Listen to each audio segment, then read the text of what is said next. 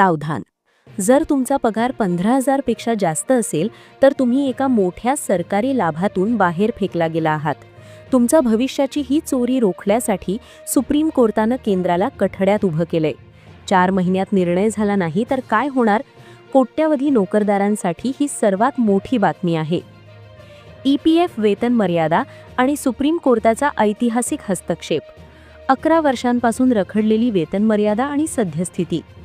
कर्मचारी भविष्य निर्वाह निधी अर्थात EPF अंतर्गत सध्या लागू असलेली 15,000 रुपयांची वेतन मर्यादा ही केवळ एक आकडा नसून ती कोट्यावधी कामगारांच्या सामाजिक सुरक्षेचा अडथळा ठरली आहे.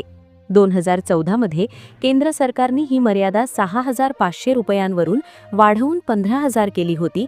मात्र त्यानंतर तब्बल 11 वर्ष उलटली तरी यामध्ये कोणताही बदल झालेला नाही. आजच्या काळात महागाई ज्या वेगानं वाढली आहे त्या तुलनेत ही मर्यादा अत्यंत जुनाट वाटते. वेतन मर्यादा न वाढल्यामुळे ज्यांचे पगार 15,000च्या वर गेले आहेत त्यांना तांत्रिकदृष्ट्या या योजनेच्या सक्तीच्या लाभातून बाहेर पडावे लागते.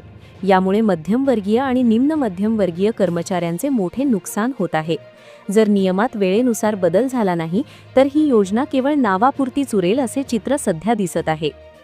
किमान वेतन आणि वाढती महागाई यांचे व्यस्त प्रमाण. भारतातील अनेक राज्यांमध्ये आज किमान वेतनाचे दर सुधारित करण्यात आले आहेत.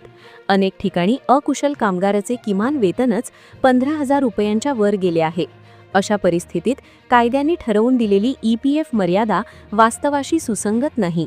जेव्हा एखादा कामगार दिवसभर कष्ट करून आपले घर चालवण्यासाठी किमान वेतन मिळवतो तेव्हा त्याला सामाजिक सुरक्षेचे संरक्षण मिळणे अपेक्षित असते. मात्र वेतन मर्यादा कमी असल्यामुळे एक मोठा कामगार वर्ग या लाभापासून कायदेशीररित्या वंचित राहत आहे. विशेषतः खासगी क्षेत्रातील कर्मचारी जिथे पगारवाढ दरवर्षी होते तिथे कर्मचारी लवकरच या मर्यादेच्या बाहेर जातात आणि त्यांच्या भविष्यातील बचतीचा मार्ग खुंटतो. हे व्यस्त प्रमाण सुधारणे आता काळाची गरज बनली आहे. EPF कायद्याचा इतिहास आणि सुधारणांची गरज. 1952 मध्ये जेव्हा EPF कायदा अस्तित्वात आला तेव्हा त्याचा मुख्य उद्देश कर्मचाऱ्यांना त्यांच्या निवृत्तीनंतर एक आर्थिक आधार देणे हा होता. काळानुसार या कायद्यात अनेक बदल झाले. महागाई निर्देशांक अर्थात इन्फ्लेशन इंडेक्स, राहणीमानाचा खर्च अर्थात कॉस्ट ऑफ लिव्हिंग आणि देशातील सरासरी वेतनवाढ लक्षात घेऊन या मर्यादेत वेळोवेळी वाढ करणे बंधनकारक आहे. ऐतिहासिकदृष्ट्या पाहिल्यास दर काही वर्षांनी ही मर्यादा वाढवण्यात आली होती, परंतु गेल्या दशकात या प्रक्रियेला ब्रेक लागला आहे. अर्थव्यवस्थेत पैशाचे मूल्य कमी होत असताना आणि खर्च वाढत असताना 11 वर्ष जुन्या नियमांवर आधारित योजना राबवणे हे कर्मचाऱ्यांच्या हिताचे नाही. म्हणूनच या कायद्याच्या मूळ भावनेचे रक्षण करण्यासाठी तातडीनं सुधारणा होणे आवश्यक आहे.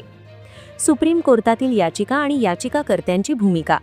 या गंभीर प्रश्नाकडे लक्ष वेधण्यासाठी सुप्रीम कोर्टात महत्त्वाची याचिका दाखल करण्यात आली. याचिकाकर्त्यांनी 2 महत्त्वाच्या मागण्या केल्या आहेत. पहिली म्हणजे ही मर्यादा पूर्णपणे रद्द करण्यात यावी जेणेकरून प्रत्येक कर्मचाऱ्याला त्याच्या पूर्ण पगारावर पेन्शन आणि PFचा लाभ मिळेल. दुसरी मागणी अशी की जर मर्यादा रद्द करणे शक्य नसेल तर ती किमान 25,000 ते 30,000 रुपयांपर्यंत तात्काळ वाढवण्यात यावी. कोर्टात असा युक्तिवाद करण्यात आला की कामगारांच्या हक्कांचे संरक्षण करणे ही सरकारची जबाबदारी आहे. जेव्हा सरकार स्वतः ही मर्यादा वाढवत नाही तेव्हा न्यायपालिकेने हस्तक्षेप करून लाखो लोकांच्या भविष्यासाठी निर्णय देणे गरजेचे ठरते. EPFO सेंट्रल बोर्ड आणि पब्लिक अकाउंट्स कमिटीची शिफारस. केवळ कर्मचारीच नाही तर खुद्द EPFOचे सेंट्रल बोर्ड ऑफ ट्रस्टीज आणि संसदेची पब्लिक अकाउंट्स कमिटीने देखील ही मर्यादा वाढवण्यास सकारात्मकता दर्शवली आहे.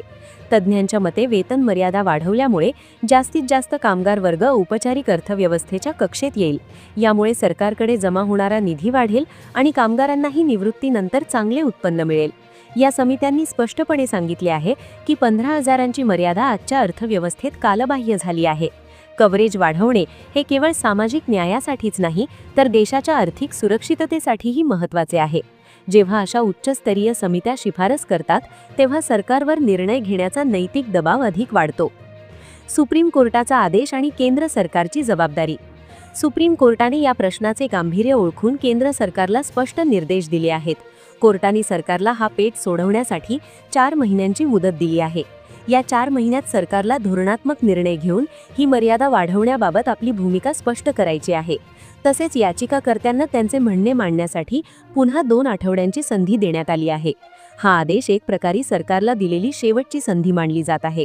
कोर्टाच्या या आक्रमक पवित्र्यामुळे आता चेंडू केंद्र सरकारच्या कोर्टात आहे. यामुळे कर्मचाऱ्यांमध्ये आशेचा किरण जागा झाला असून सरकार आता पगार मर्यादा वाढवून दिलासा देईल अशी अपेक्षा व्यक्त होत आहे. ईपीएफचे स्वरूप सक्तीची बचत की सामाजिक हक्क. सामान्य माणसासाठी ईपीएफ म्हणजे केवळ पगारातून होणारी कपात नसते, तर तो त्याच्या भविष्याचा पाया असतो.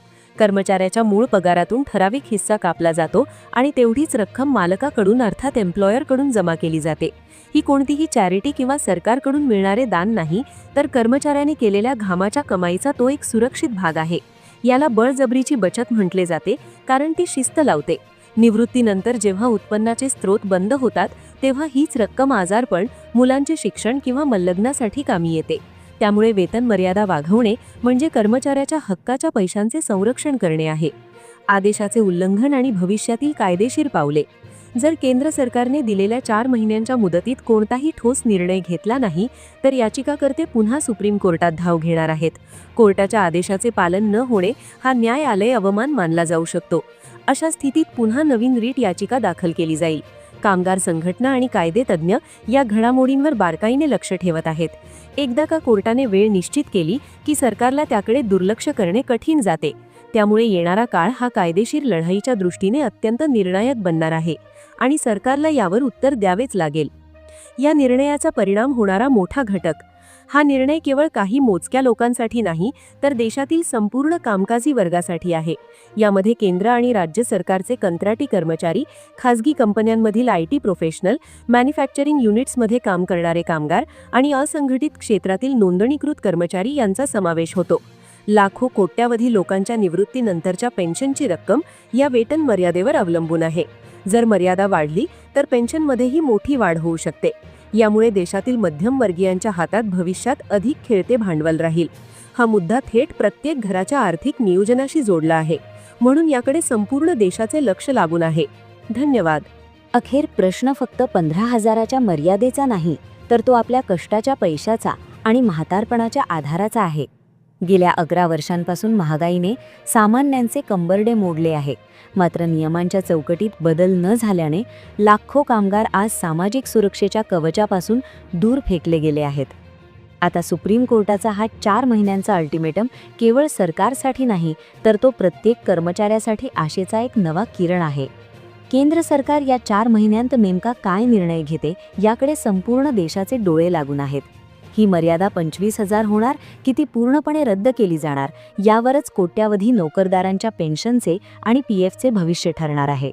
जर सरकारने यावर ठोस पाऊल उचलले नाही, तर हा प्रश्न पुन्हा एकदा कायदेशीर संघर्षाच्या मैदानात जाईल, हे मात्र निश्चित. पण तोपर्यंत एक गोष्ट लक्षात ठेवा, हा तुमचा हक्क आहे, कोणतीही मेहरबानी नाही. त्यामुळे या विषयावर जागरूक राहणे आणि आवाज उठवणे गरजेचे आहे. जर तुम्हालाही वाटत असेल की ही वेतन मर्यादा तातडीने वाढली पाहिजे, तर याबद्दल तुमचे मत कमेंट बॉक्समध्ये नक्की कळवा आणि हा व्हिडिओ अशा प्रत्येक कर्मचाऱ्यापर्यंत पोहोचवा ज्याच्या भविष्याचा विचार या निर्णयात दडलेला आहे. सत्याचा विजय होईल आणि कर्मचाऱ्यांना न्याय मिळेल हीच अपेक्षा. पाहत रहा पुढील अपडेट्ससाठी. धन्यवाद.